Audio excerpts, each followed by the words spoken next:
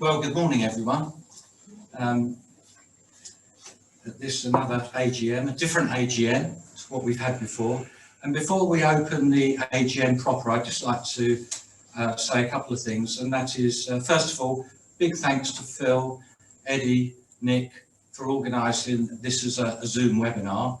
Obviously, it's going to work well because you've already done the demonstration that Phil's just done. So that's good. So thank you, Phil. That was a good job. If I appear to be crying, it's because I've just taken some eye drops, or it could be that I'm finishing as Commodore. I'm not sure which. We have people from around the world. We have Rob and Penny in Australia. We have Hugh Howard from Australia, and we have some members from Barbados. I'm not sure if that's Paul and Sophia actually in Antigua, but anyway, you're very welcome, and I hope you enjoy the next sort of half an hour. What else? Yeah, interestingly enough, 3 years ago when I became Commodore, it was snowing badly, and we had a very small group of people attend the AGM, and in fact I had difficulty getting here. And here we are 3 years hence, and we've got COVID, so I'm not sure what that tells everyone, but anyway, there we go. And also I've just heard that Duncan Kay has been the first member here to have his first vaccination. So Duncan. Also, we do have a group of invited members here, sort of 20 people. And the reason being is that if all technology fails, at least we can conduct the AGM, have the voting, and everything should go, as it should. So, having got that out of the way, I'm going to formally open the AGM for 2020. And item 1 is apologies for absence. We have apologies from Nicky Mallard, Graham Page, Tracy Coyle, and Nikki Hastwell. Those all? Any other apologies? No, that's all. Okay, good. Item 2, to approve the minutes of the annual general meeting held at Royal Corinthian Yacht Club on Sunday the 15th of December 2019. Now, you've all had a copy of those minutes, so I would like a proposer, please. David Hill. And seconder, Clive Page. All in favour? And we just need to wait for the online polling. Boom, it's gone. So, Wow. Any votes against in the room? Oh, yeah. I'll make a note of that. Are there any votes against in the room? No.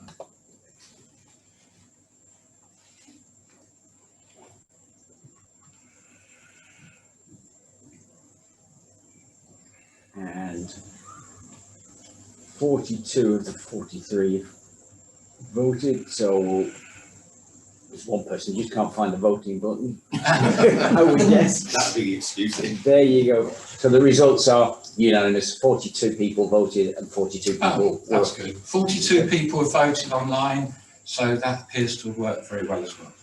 Plus those in the room. Plus those in the room. Yeah. Right, we move on to item 3, which is to receive and consider the Commodore's report. Now, I was going to praise this, and I thought, well, it's the last time I'm going to speak, so I might as well read it all out, and you'll just have to bear with me. Well, what a year, or not as the case may be. I never dreamt I'd be sitting here writing this report to reflect on 2020 in the way it has turned out, and indeed the personal disappointment in not being able to make my last year as Commodore of this great club rather more memorable for the right reasons rather than for the difficult year that we have experienced. However, although we were locked down for several months, we did manage to hold our committee dinner on Saturday the 22nd of February, and it was a very successful evening with a good attendance and our town mayor, Wendy Stamp, replying on behalf of the guests. Once again, I had many lovely replies of thanks from our guests who are so envious of our superb catering and the professionalism of our staff. It was soon after the committee dinner that we went into lockdown, but eventually we managed to open our doors at the beginning of July to members, some of whom were a little apprehensive at first, but were reassured by seeing Tony at the front door, visor on, with a gun-shaped thermometer, ready to point on people's foreheads before being shown to their tables, to once again experience Simon and Luke's culinary delights. I thank Vice Commodore Phil Aspinall and his son Eddie, who between them produced several informative videos that went out to the membership, showing how the club had been organised in coping with the restrictions and keeping people safe. And a very good job you both done as well. Of course, the club couldn't function on a day-to-day basis without our loyal and excellent staff, with Kate Knights heading the office team of Marie and Tracy, the club's general manager, Tony Bow, who along with Jodie looks after the bar and catering staff, and of course our chefs, Simon and Luke, supported by the kitchen team, all of whom serve our members and guests exceptionally well, keeping us all safe and ensuring that all the government guidelines have been adhered to. Without question, this has been 100% maintained, and as I write this report, we in Essex are currently in the government's Tier 2 system, which means even stricter rules. But the Corinthian is still able to maintain its offerings of restaurant food, drink, and even themed evenings. Since the beginning of July, we've managed to sail most weekends, and although Burnham Week had to be cancelled, the club organised its own race week, and despite losing 3 days due to adverse weather, the week was a huge success and was very much enjoyed by those who participated. Well done to Clive and Edwin, along with the shore-based team Phoebe and the rest of the sailing team for putting on a great event. The officers and committee agreed that we must open our doors to non-members whilst the pandemic is still with us. It is essential that the club maintains profitability in order to pay the bills, as to sustain losses, particularly over the winter period, is not an option. I realise there are members that say this is a members' club and it is not right and proper to open as we have, but we are in unprecedented times and we are not going to put the club in a position where we have to go to the membership and request a significant rise in subscriptions. It would simply not be a popular choice and we will not do it. The Corinthian is well run and managed, and we will get through this and be stronger on the other side.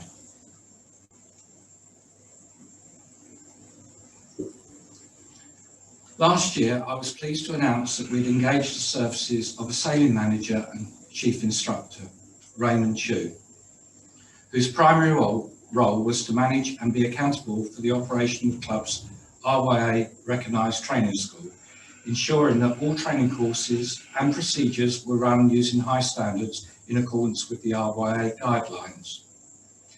Unfortunately, due to the restrictions put upon us by COVID-19, we had to terminate Raymond's contract with the club, which was a shame, but given the circumstances, it had to be. The club will endeavour to revisit this and hopefully move forward with the training centre in 2021, when we are hopefully back living in a normal world. My report also gives me the opportunity to thank all the volunteers that make our club operate so well. I would therefore take the opportunity to thank all the flag officers and their respective committees for all the hard work that they have undertaken during 2020. I thank all members of the General Committee for their contribution throughout the year, many of whom sit on other subcommittees and contribute accordingly. The committee includes Annie Reid, who is also chair of Burnham Week, an entity made up from the Sailing Club, the Royal Burnham Yacht Club and the Royal Corinthian Yacht Club, with each club being represented by its Commodore and Rear Commodore Sailing. As already mentioned, it was unfortunate that Burnham Week had to be cancelled this year, and we're all confident that providing there is an end to COVID-19, then Burnham Week 2021 should go ahead and will be planned accordingly. I would also thank the class captains for ensuring that their respective fleets have their annual programmes organised, incorporating both social and racing events, And although 2020 has been very much reduced and a restricted year, the work goes on in the background, still has to be maintained. My thanks to Robert Coyle, our Honorary Secretary, who is responsible for fulfilling the legal requirements of the Company Secretary, thus ensuring the club operates in accordance with company law. Robert is also Chair of the Marketing Committee, a committee that is so important in taking the club forward in generating new ideas, and the goal being to bring more people to the club and in turn increase our membership and revenue. I also thank Tim Howard, our Honorary Treasurer, who once again has kept a tight rein on the club's finances and continues to serve the club exceptionally well. Tim, like Robert, puts an awful lot of his own time into the club, ensuring the club remains financially sound, and Tim also sits on other committees, keeping a close eye on the spend in those areas as well. Financially, Royal Corinthian, like many other similar establishments, has had a difficult year, and we do not hide the fact. But we will remain strong, and as already mentioned, opening to non-members has helped our trading significantly. However, I will leave it to Tim to explain the accounts in detail in his Treasurer's report. I should add that most general committee meetings this year have taken place remotely by Zoom and have proved very successful, and I do see moving forward that many future meetings, particularly subcommittee meetings, could continue to be run in this way. I would also like to thank Suzanne Glenton and Anne Heasley, who have collectively done a great job in bringing news to the members throughout the club's weekly sale mail. Once again, I take the opportunity to reach out to the membership and ask that they send any news items that could be considered for inclusion in sale mail. There is one other person I would like to mention, Justin Waples. Justin has recently stepped down after 7 years as chairman of the Otters and the Otter Management Committee. During those years, Justin has worked tirelessly for the Otters, working with 7 different Otter Commodores and various flag officers. And I am informed that almost 200 Otters have sailed at the club during that period. In recent seasons, he has spent most Saturday mornings taking the younger sailors out onto the river in his RCOD, just to have fun. Justin will be a hard act to follow, and I wish Mark Flynn every success in taking over as Otter chairman.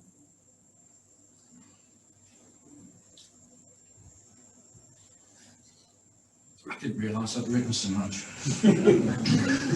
Many of you know that what was the old Petticrows site had been sold to developers with a plan to build development for senior people. Earlier this year, an application for planning was submitted to Moore District Council by the developers, but was rejected on the grounds of overdevelopment, although as a concept, Moore District Council were happy with. It is most likely that during the early part of 2021, the developers will submit a new plan on a reduced scale that will most likely be passed. Your officers and committee will continue to monitor the situation, and should objections be considered necessary, then rest assured they will be dealt with the best interests of the club. We do also believe that this type of development will enhance the area, providing it is built on an acceptable scale, and will be better than an undesirable commercial property that could attract large commercial vehicles, or worse still, was left untouched, which in turn could no doubt attract those of an undesirable nature. Over the last couple of years, the officers and committee recognised that there was a need for change to the subscription rates, and we introduced several realignments, particularly for younger members and students, which proved to be a popular and successful decision. At last year's AGM, we took the bold step to reduce the full member rate, which in turn reduced the joint subscription accordingly. This year, we are proposing to make no changes to any of the subscriptions, and in consideration of the year we have had, I'm sure this will be a popular decision. In fact, the membership statistics that we have shown an overall increase of 11 members as of October 2020, against the same time last year, which is extremely encouraging. Sadly, we have also lost members by natural causes, and this year we have lost Caroline Robertson, Ian Butcher, and Richard Wainwright. Our condolences go to their respective families.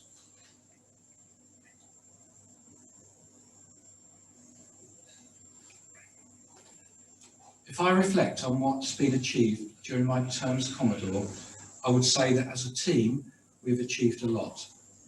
We have carried out a thorough investigation and audit of the building, producing digital plans, coming up with ambitious plans on how to update the top floor by providing bedroom with ensuite facilities, thereby making the club a better place to stay, which should generate greater revenue from outside functions, as well as providing better accommodation for our members. At the same time, improvements to the roof and heating and water systems would be considered. However, the net result of this investigation was that the overall cost made our plans prohibitive for now, but the ideas have been laid in place for the future.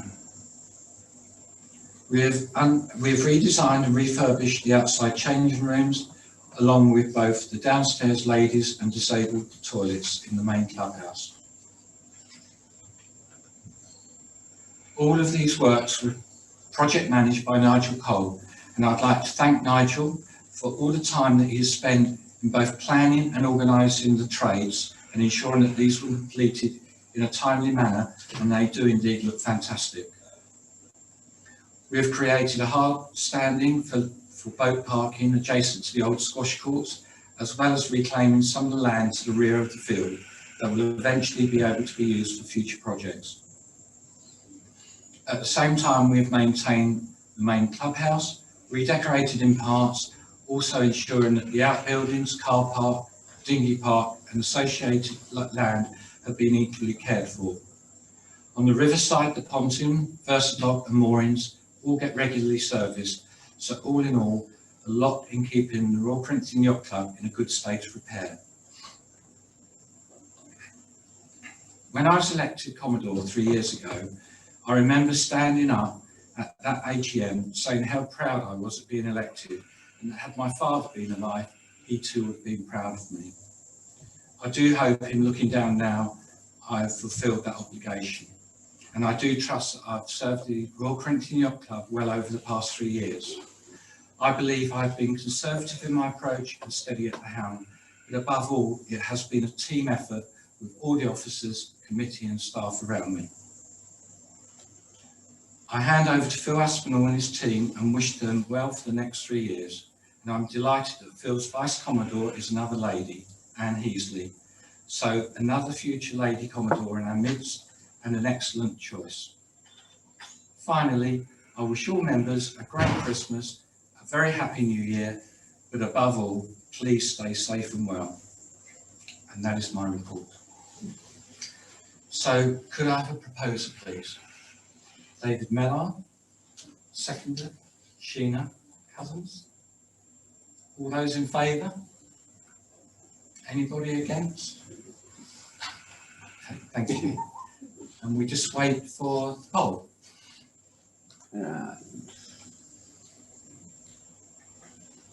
Not really.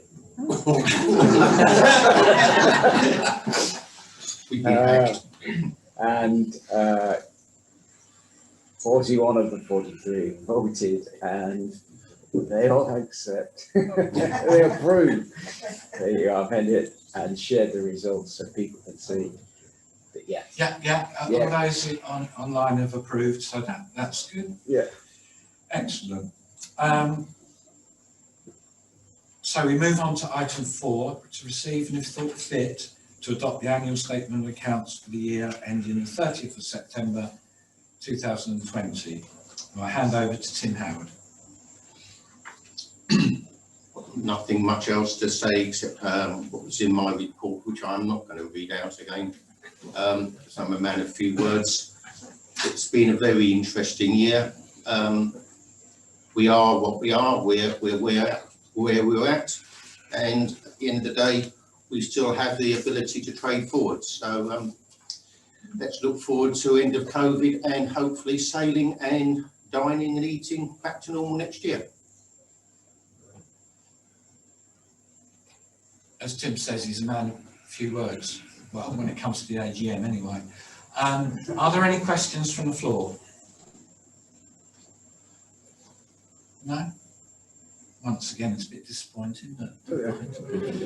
Phil, do we have any online questions? There are no online questions. There are no online questions? I did pay my brother not to. Okay, in that case, could I have a proposal, please, for the accounts? Ross Corbett. The seconder, Richard Cousins. All in favour?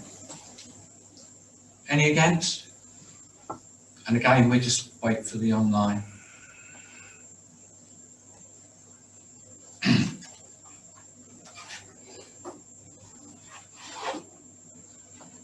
And 42.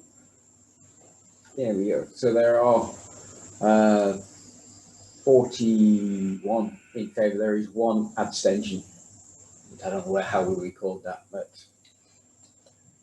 I wonder who that is. the voting is anonymous.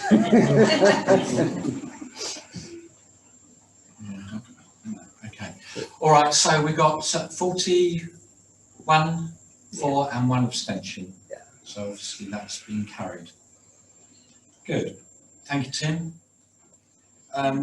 So we will move on to item 6, to elect the flag officers and members of the general committees. Oh, I beg your pardon. I've missed 5. Important one. I beg your pardon.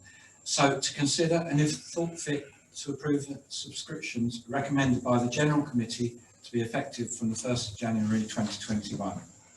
Again, as I said in my Commodore's report, we are not going to change any of the subscriptions for this year. Tim, do you want anything to say on that? I'll say a few words on that. We decided to reduce subscriptions last year. It's a way of helping our client towards an enhanced membership. We didn't get a chance to prove that because of lockdown, but we have still attracted new members. We have had the clear majority of all members have paid their subs this year, which has been greatly appreciated. And by holding them this year, even though we have, shall we say, a need for more money, it's a way of a token of appreciation to the membership, saying thank you, and let's try again next year to yet again increase the membership. More active members means more bar, more catering, and more money. Happy days. Right, could we have a proposed Phil Aspinall, second, David Mellard, all in favour? Any against? It's carried in the room. And again, online voting, please. On its way.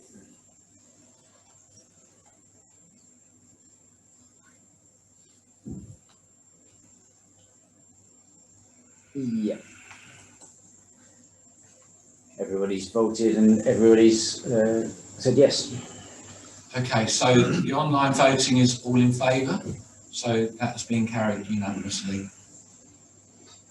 And now we can move on to item 6, to elect the flag officers and members of the General Committee for 2021.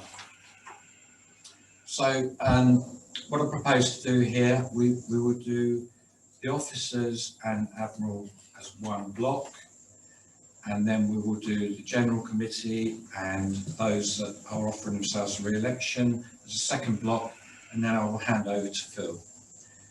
So we've got Commodore, Phil Aspinall, proposed by myself, seconded by Robert Coyle.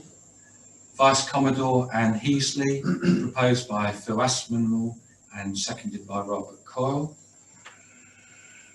Rear Commodore Premises and Moorings, Ross Corbett, proposed by Phil Aspinall and seconded by Robert Coyle.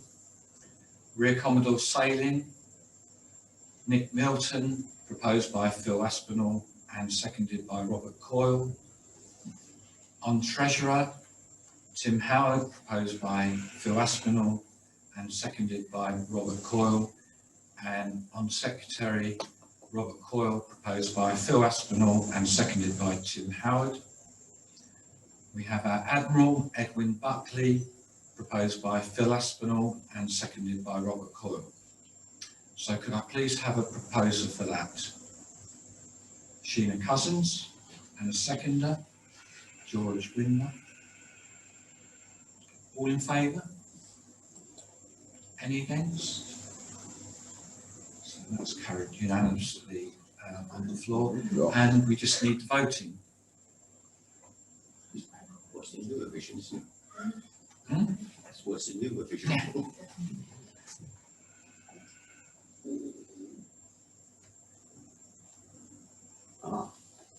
Ah, 42. Okay, so the online voting is also unanimous, so that's carried. So congratulations to all the new team. I'll just go through the nominations for the General Committee. So the following members being eligible offer themselves for re-election. We have Andy Barr, Mark Eaglin, David Hill, Steve Barham, Mary Makey, John Waterhouse, Jason Phelps, Annie Reid, Mark Wade and Justin Waples. And the following members also offer themselves for election, which is Steve Rands, Andrew Noddy, Alex Porteous, David Mellard and Mark Flynn. So could I have a proposer, please? Marion Aspinall, the seconder, Anne Heasley, all in favour? Any against? That's been carried unanimously. And Phil?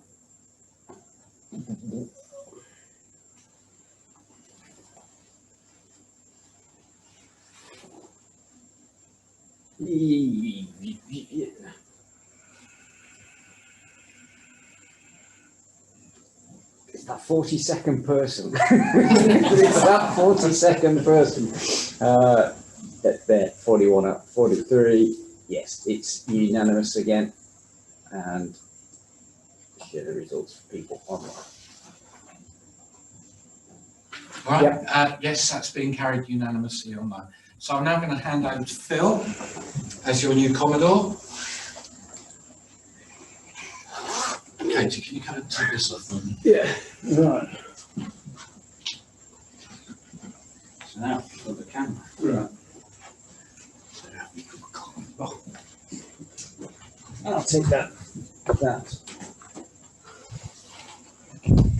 I can't show your hands. There is one caveat to this. Yeah. Can I please borrow it back to have my picture taken, because I haven't as yet taken it. As Annie Reid said to me, when you become Commodore, Peter, I suggest you have it done straight away while you still look young.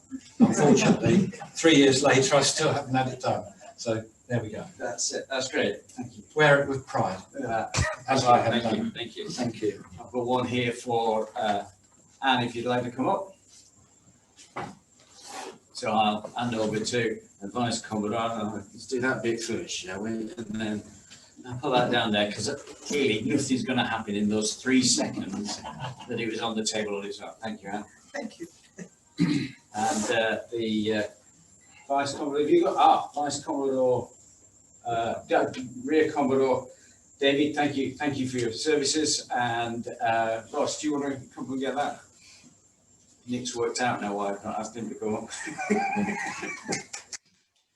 Good. Good to have you on the team, mate. Thank you. Yeah. Well done. Great. That's that then. Cool.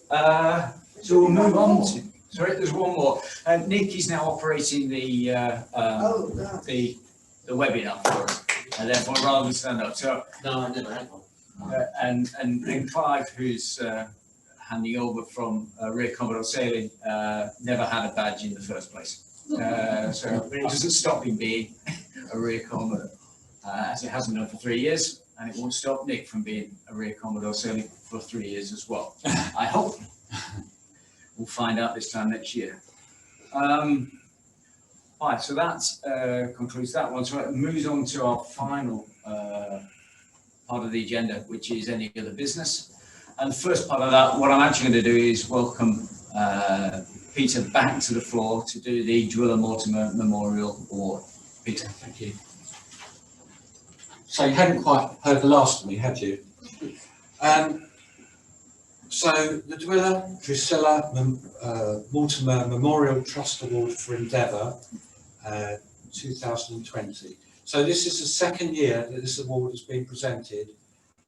And although 2020 has been a difficult year for us all, there are still many people that deserve to be nominated. Derek Corliss, whose wife Twilla died in 2017, set up this award in her memory.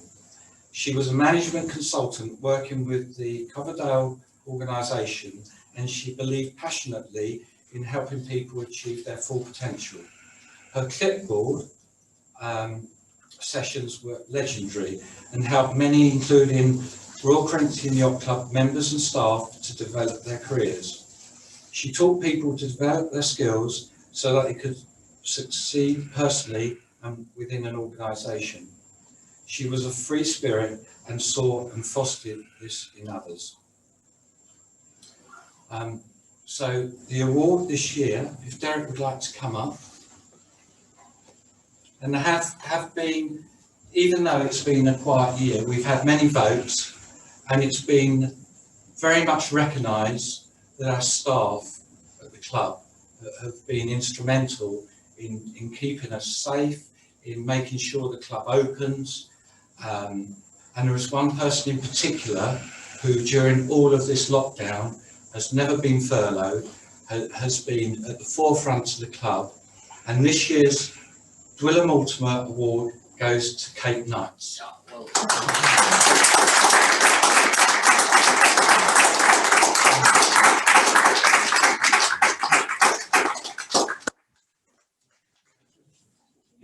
I'm just touching it.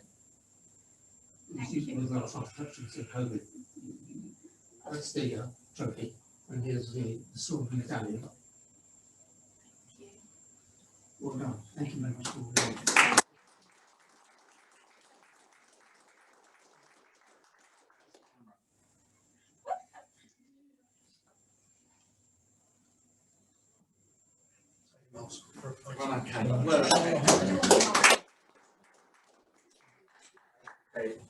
Great. That's great. Thank you for that, Peter. Thank you, Derek, and well done, Kate. That then just leaves us with any questions that may need to be asked from the floor here, and to the people over there who can ask a question via their Q&A button if they've found it yet. 42 people found out of the 43 found out how to vote. So I don't know. Nick will let me know if anybody wishes to ask a question. Nothing yet. Nothing yet coming in. Turn it off now then. I was gonna say.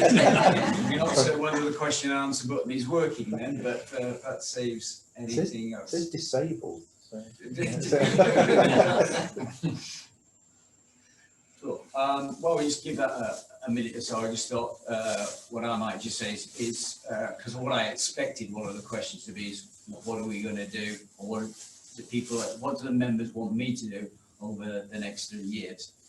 I narrowed it down to just 3 things that I think we really need to do. First and foremost, because I'm here for 3 years, hopefully, is that next year will be about recovering from COVID. And that's exactly what my intention is, to get us back and be trading and operating as full as we can. It was brilliant to see another 30 people out on the water yesterday, racing in the snow globe.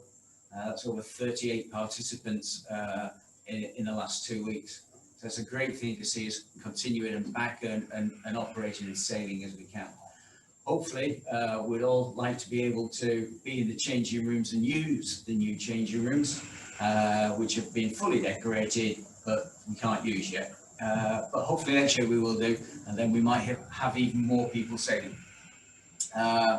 And also, having spent yesterday afternoon, because I was sailing with Sci-Fi, I don't know if anybody knew that yesterday, I roped him in for the weekend.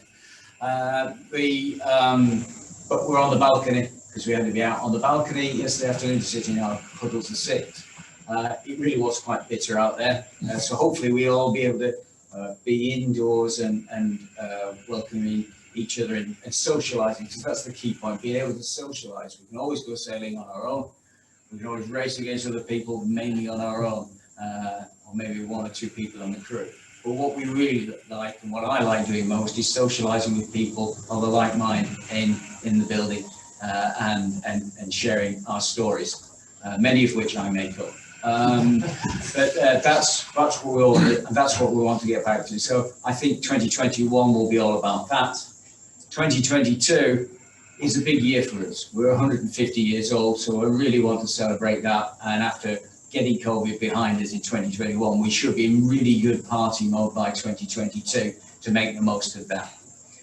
And then the final thing is the third thing I'm looking to do, just keep on building on the foundations that people have laid over the last several years of making this a vibrant and welcoming club, the most vibrant and welcoming club that has a riverside location in Essex. Can't compete with people on the south coast, but we're not here to do that. We're here to make sure that we are vibrant and welcoming, and that means raising the bar on membership services. It's about doing what the members want and improving whatever we can in having the members doing what they wanted to do. So those are the three things I'm looking to do, and I've got a fantastic team around me. I'm really pleased that also we've got 4 flag officers. This may be the first time ever that all 4 flag officers live in Burnham-On-Crouch, and therefore hopefully we can have a pretty big presence all the time to be able to support the members in what they want to do. And I'm sure we're going to put in a lot of effort collectively between us and working with the members to make sure that we get this club continue to grow from where we were in 2019. We grew members in 2020, which is fantastic. We had a bit of a hit on our cash, of course we were, but we spent £70,000 reinvesting in the company before we knew anything about COVID. So hopefully all of that will start to rebuild again. We'll put effort into doing that. We'll get out and do some marketing, because we've got to keep on increasing those members to get us up towards the 600 mark. So that's what I'm hoping we can do. Did you get any questions at all from the house? No questions, just a couple of thanks and appreciations for all the flag officers and the staff for everything that's been done this year. Yes. Yes, and that leaves me with just one thing to do then before I close the meeting, which is to thank Peter for his 3 years and the flag officers who've stepped down. It was a great team effort, and we've got a good solid base now follow on from Peter to continue to grow and make this club the great club that it is, or continue to make it what it is and grow from there. I'm really quite excited about it, and I don't say excited very often in meetings. I am really pleased. I'm looking forward to it, not least of which, after 3 years off, I get up and do some public speaking. But other than that, unless there are any questions in the room, no. Everybody's attention is turned to the yachts from the sailing club that are sailing back down the river, just gone on the turn of the tide. So if there are no more questions from the people on the webinar, wherever they may be, whether it be time for a nightcap in Australia, or as it might be here, just ahead of my substantial meal, another glass of wine here and a gin and tonic or whatever. I thank everybody for attending, particularly those online, and I look forward to welcoming most of you into the club next year.